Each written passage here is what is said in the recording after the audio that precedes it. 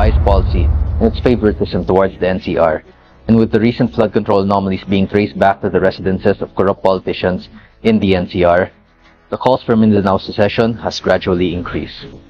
Mindanao is capable of being entirely self-sufficient. With their abundant natural resources and competent labor force, they can successfully thrive as an independent nation, which makes the fact that the corrupt national government excessively taxing them for the benefit of Luzon's politicians very upsetting. I can sympathize with their anger. Magandang araw po sa inyo mga banateras! Ako po si Banat Girl! Ito po mga banateras, panoorin natin ito at sabay-sabay po tayong mag-react sa comment section. Alright, panoorin na po natin ito mga banateras. Mag-comment po kayo sa comment section at huwag po ninyong kalimutan mag-subscribe, i-like at i-share ang ating video. I am not Filipino for nothing. Mahalin po natin ang Pilipinas. Ito na po. Ito, pag-usapan natin. Pagkatapos kay Cheese, ang pinag-inita naman si Bongo. Pagkatapos ni Bongo, lumutang tong animal na to. Lumutang si Torre. At alam natin, pag lumutang ito, ang isusunod nito si Pastor Kibuloy at ang Duterte. Alam na natin yung kidnapper yan eh. Sabi ni Baste, ay ni Pulong. Oh, di ba? Ang tagal na itong nakapahinga. Ito ata yung multong kausap ni BBM. Nawala ito. Ngayong kalagitnaan ng baho, lumulutang sa ghost projects, kailangan na naman nila ng diversion. Labas Torre. Another diversion. Sinong kikidnapin nating kasunod? Ang bira. Oh. Ay, di ako nagsabi nun. Si Pulong ha. Yung Pangulong Rodrigo Duterte. At dalawa yung nagsalita recently. Yung anak po niya na ang tawag niya pa rin doon ay kidnapping. Tapos ang dating kalihim ng panahon niya na si Teddy Boy Locsin sinasabi na kidnapping din yung ginamit na word. Pero alam natin at na-cover naman namin kung paano nangyari lahat. Eh talaga namang kidnapping. Ikaw naman huwag ka nang asumipsi. Events leading up to yung papunta sa Hague ng dating Pangulo. Ano reaksyon nyo na kidnapping pa din ang sinasabi nilang term doon sa nangyari? Well, for one, mga kuha nila yan eh. Mga Ano? mga opinion nila yan. So, okay lang na they can say what they want. We respect them. So, sino susunod na makikidnap?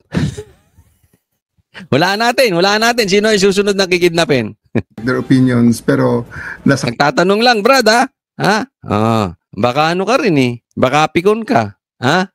korte na yan at dapat ng pabayaan ng korte na mag-decide at talagang mag-pronounce kung ano ba talaga ang nangyari na yan. Kita nyo mga double standard kayo. Pag laban sa inyo, korte. Babanggit kayo ng korte. Nung sinasabi namin padaanin muna sa korte si PRRD, ayaw nyong paharapin. Ganito mga ito. Kaya nga sabi ko, etong mga maiitim na to, etong mga maiitim ang budhi, iniiba-iba lang nila yung salita. Freedom of expression, ginagawa nilang sedition. Yung insertion, ginagawa nilang amendments.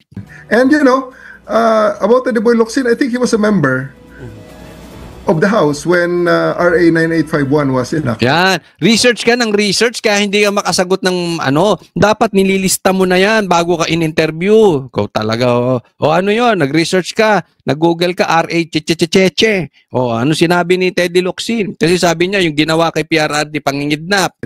And no member of the House voted against RA 9851 or abstained from voting on that. So, RA 9851 authorized the government to surrender to appropriate international tribunal any Filipino charged with crimes against humanity. Ayun, so para sa kanya yung RA something na yan ay pinapayagan na i-endorse sa international community ang na-charge. Di ba? Okay? Kasi may counter-argument pa dyan. Hindi lang yan.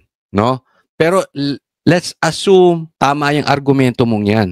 Ito sasabihin ko sa'yo. Kahit po kailang isubmit ang ating citizen sa ibang bansa, kailangan dumaan sa korte. Brad, lahat dadaan sa korte.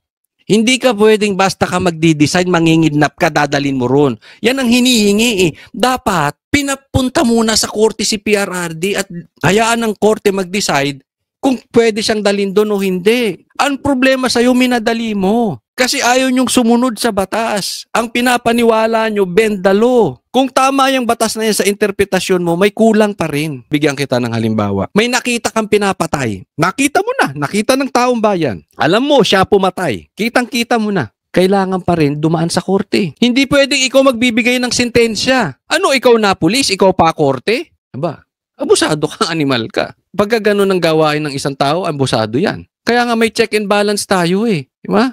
Meron tayong legislative, executive, tsaka judicial. So lahat po yan dadaan sa korte. Kaya nga may an accused is considered innocent until proven guilty. Why? It is very important sa isang demokrasya ang due process, Tore. Yung ginagawa mo na style, yung ginawa mo kay Pastor Kibuloy, pinasok mo yung nang wala kang tamang search warrant at saka warrant of arrest, pinasok mo yung KOJC. Anong sinabi mo? Nandoon ako, narinig ko yun. Sa harap ko sinabi mo yun.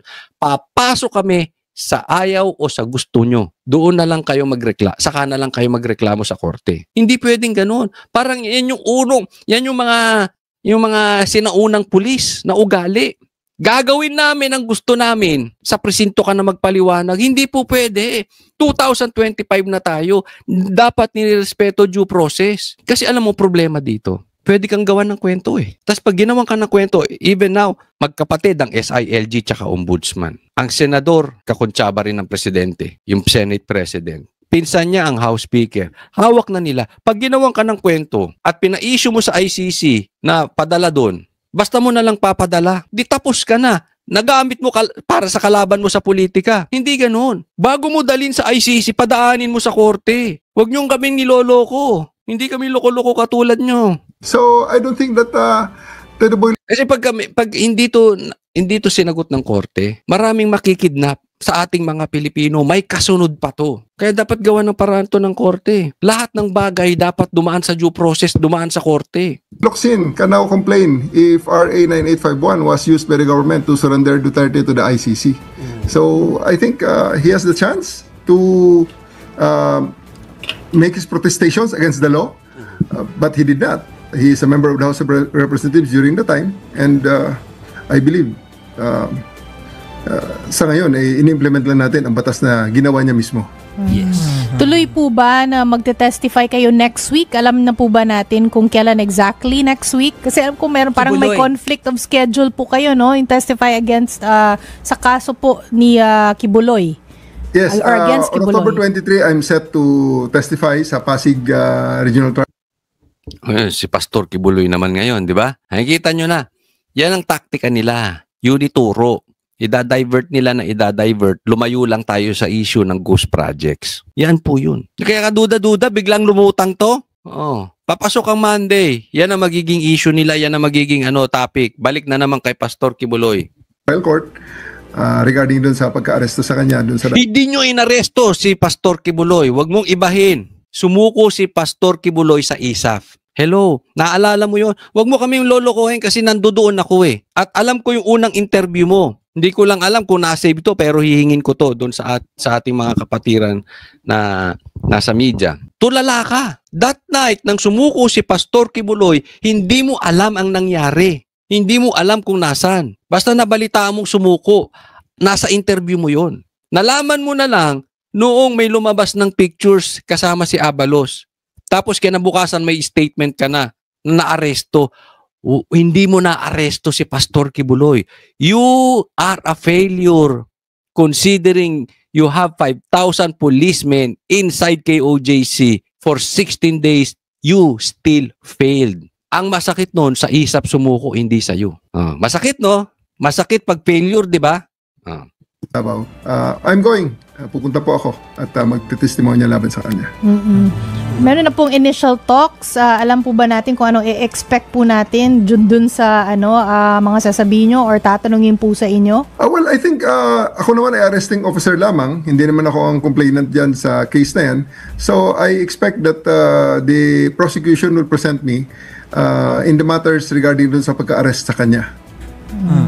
Sir, hirit na lang ako ng isa ha. Balikan ko lang yung usapin tungkol kay former President Duterte. I understand, sabi niyo nga po, opinion nila yan kung sinasabi man nila na kidnapping. Pero recently, naglabas po ng statement si Congressman Pulong Duterte na parang ang sinasabi niya, something like hindi niya palalagpasin yung mga kidnappers ng kanyang tatay. What do you want to tell the congressman, sir? Well, naintindihan natin ang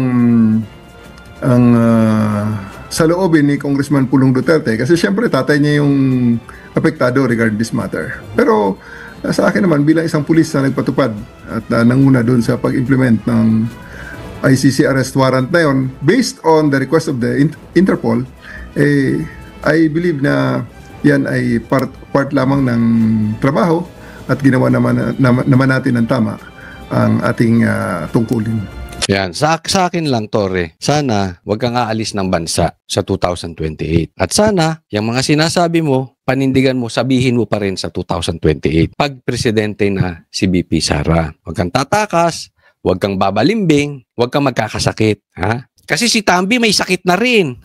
Mamaya pag-uusapan natin yan. Eto pa next. Tinutokso kayo, General Torre, ni Ito pa, ito. Maganda tong nabudol siya ni Bongbong Marcos. Ni former Senator Trillanes na pwede daw kayo mag-VP.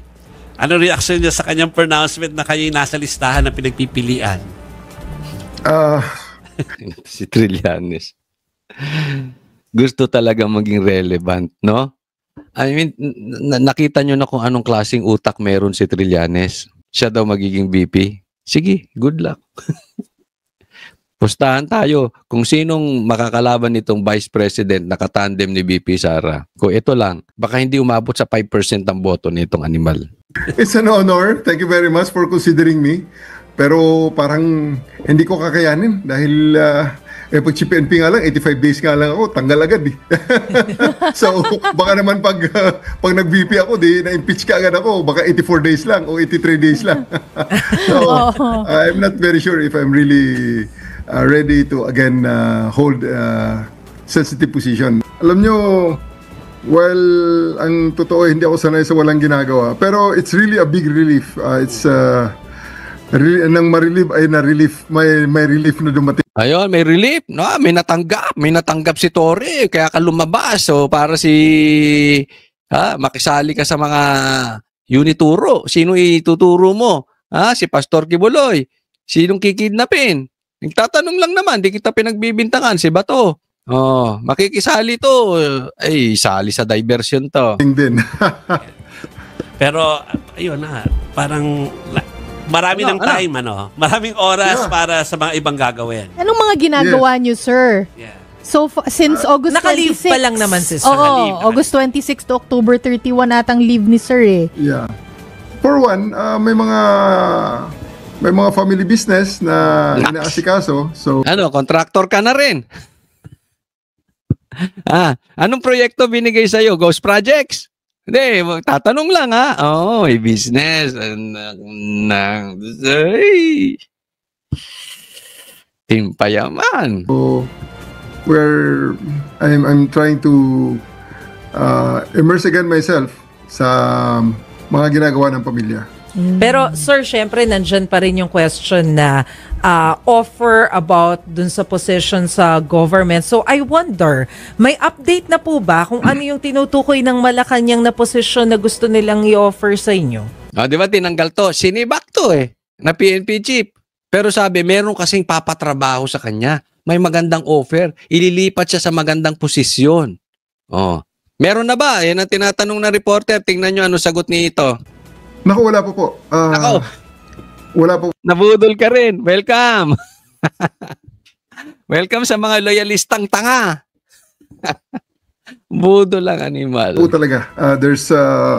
Kasi, una-una, nakalive ako. Kaya, most probably, we'll wait until matapos ang leave ko at kung ano man ang mga bagong trabaho. Kasi syempre, ang curious kami. Baka meron bigay sa'yo, kung sino ulit papadukot. General Torre, mainit kasi ngayon yung usapin tungkol dun sa anomalies ng flood control at nariyan po ang Independent Commission for... Yan ang maganda. Lumutang siya at malaki ang problema sa ghost projects, di ba? Ang tanong, ano ang magiging papel nito sa diversion? Sigurado yan. Hindi ito bibigyan ng trabaho para talagang mag-imbestiga. Ang gagawin nito, diversion. Yan ang gobyerno ngayon. Diversion, diversion, diversion. Basta hindi makarating sa mastermind. Tanong ko sa inyo, ano sa tingin ninyo ang ipapatrabaho ditong diversion? Infrastructure. So I wonder, hindi po ba inalok sa inyo yung pagiging special advisor, investigator? Uy, teka muna. Filled up naman ang Yeah. ICI na and they're going full steam. Sir, ano pong aasahan namin sa inyo sa pagbabalik po ninyo after ng leave? Maybe I will. I'm not very sure kung ano ang ibibigay sa akin na assignment.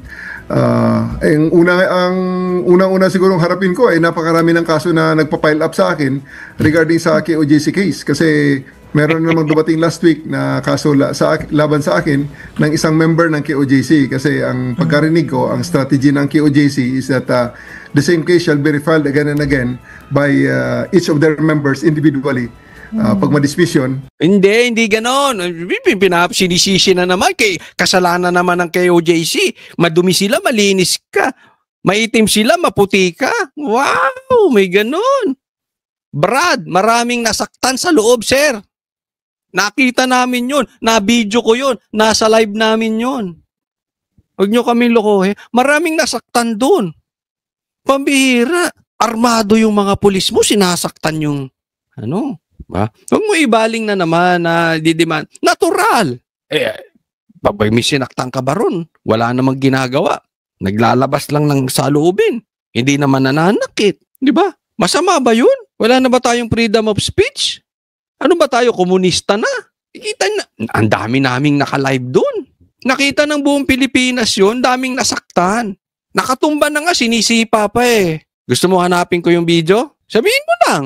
Lalabas namin yun para madali naman kaming kausap. Natumba na. Tinatadyakan pa. Kahit na ito ay harassment cases lamang, kailangan ko pa rin sumagot. At pag iba na ang complainant, sasagutin ko uli. At ina-expect ko that they will be filing this case again and again. At ito nga, nakita ko na may pangatlong case na pangatlong private individual na nag-file sa akin ng kaso. Dahil ang mga naunang kaso na i-final nung... Tingnan mo yung kasong final mo?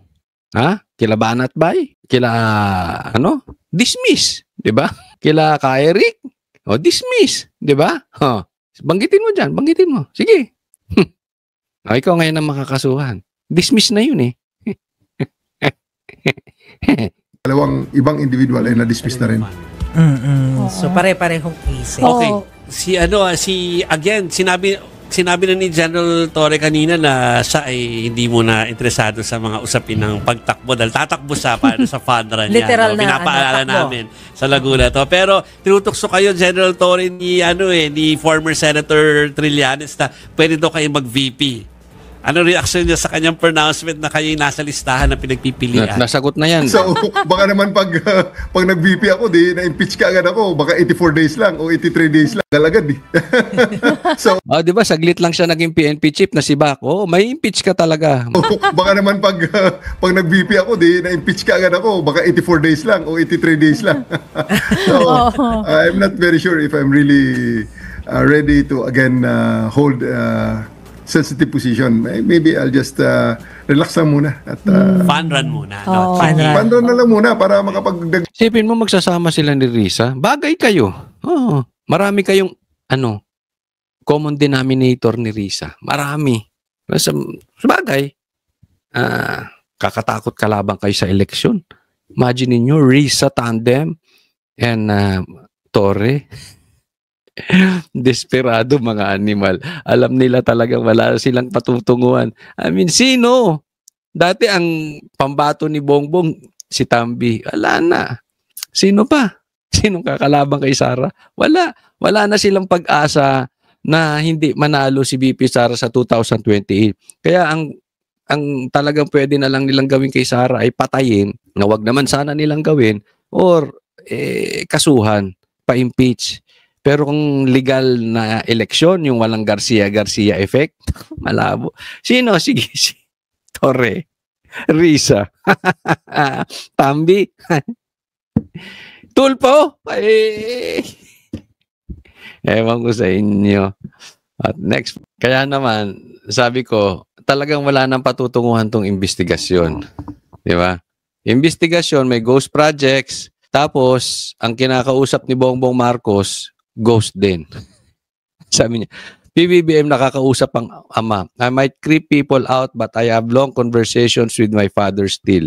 Okay, I mean, I think what did my dad do, it was a similar situation that I saw my father in and what did he do? Alam nyo, eto si Bongbong Marcos. Ako sa tingin ko lang malubha na ito. Malubha. Baka ito malapit ng maganon, matigok. Kasi hindi po threat yan hindi po threat. Yan po ang katangian. Hindi ako naniniwala dito. Okay? Maliwanagin ko lang, hindi po ako naniniwala dito. Pero maraming nagsasabi na pag nakakausap mo na daw yung nang madalas, yung iyong yumaong sinusundo ka na. Yun na sabi Hindi ko, hindi po yan pinapaniwalaan sa aming reliyon, no? Pero yan ang sabi ko, Choli, parang sinusundo na siya ng tatay niya. Kasi madalas na sila mag-usap. That is not normal. Na hindi ka makatulog dahil kausap mo parati yung tatay mo. Yung tatay mo matagal nang patay. Pambihira. Sundot yan. Sundo na yan. Baka sinusundot ka na. Oy, tumigil ka na. Kanakaw. Dinaig mo ko, animal. Baka ganon. Sunduin na kita. Tatandaan natin, kayo man ang hustisya dito sa mundo, may hustisya sa langit. Yung ginagawa nyo magpinsan ngayon, may problema tayo sa ghost projects, pinaasa nyo pa sa iba. Yung mga tumulong sa inyo like Duterte, Pastor Kibuloy, BP Sara, at marami pang iba, Chavit Singson, instead na hindi nyo trinaydor pa ninyo. Obviously, kitang-kita ng taong bayan, yung tatay mo hindi maililibing sa libingan ng bayani kung hindi kay PRRD. Yung tatay, ikaw hindi ka makakabalik. You will never become a president kung wala kay BP Sara. Alam mo yan, alam ng pamilya mo yan. Ang hindi lang nakakaalam niyan si Trillanes. Talaga may trililing na yun si Trillanes no? Pero pag ganito na ang presidente natin, parang sabi nga ni Kiko Barsaga, masahol pa sa adik. So, ewan ko, kayo mag-decide. Pakilagay nyo dyan sa comment section. Yan ba ay, ano ba sinasabi nila doon? Pangitain na sinusundo na at may malubang kalagayan si Bongbong Marcos at sinusundo na ng kanyang tatay. I don't know. Basta ako, sa aking paniwala, hindi po ako naniniwala sa mga sundo-sundo na gano'n. No? In-explain ko lang dahil narinig ko yan na maggrabe na kagahaman ang ginawa sa taong bayan. Dumarating din sa point ng tao, kahit ikaw po ay hindi Kristiyano at ikaw hindi makadiyos, makokonsensya ka. And then you will talk to these entities. No? But kayo po mag-decide kung grabehan na ba. As for me, grabe ang ginawa nitong magpinsan sa Pilipinas. Daming namamatay sa lunod, sila sa karangyaan. Yung dating Pangulo na nilinis ang kalsada sa mga adik tsaka sa komunista, pinakidnap. Di umano. You deserve it. Yan na sitwasyon mo. Di ka makatulog, kausap ang tatay. Wag naman sana na ayan na, sundo niyo. My fellow citizens, it's now time for us to heed Mindanao's calls for secession. The second largest island in our country with a population of almost 28 million people, the interests of the people of Mindanao is not one we can ignore or consider as less important than those of the people of Luzon. In the past 3 years, the Marcos administration has been criticized for its biased policy and its favoritism towards the NCR, and with the recent flood control anomalies being traced back to the residences of corrupt politicians in the NCR, the calls for Mindanao's secession has gradually increased. Mindanao is capable of being entirely self-sufficient. With their abundant natural resources and competent labor force, they can successfully thrive as an independent nation, which makes the fact that the corrupt national government excessively taxing them for the benefit of Luzon's politicians very upsetting. I can sympathize with their anger. As a representative from Cavite, it disgusts me that the government funds for developing provinces like ours are being funneled by Congress into the pockets of corrupt politicians that reside in exclusive subdivisions in the National Capital Region, like Forbes Park and Dasmariñas Village. The money that could have saved millions of Filipinos being used instead on overpriced houses, watches, cars, and planes. The desire for secession of Mindanao in response to the extreme corruption of the wealthy elites of the NCR who look down upon them as lesser beings is a very valid sentiment, and one that I wish to bring to our government. I shall ask both Congress and President Marcos to start considering and discussing a possible change to our natural territory in order to meet the desires of our citizens.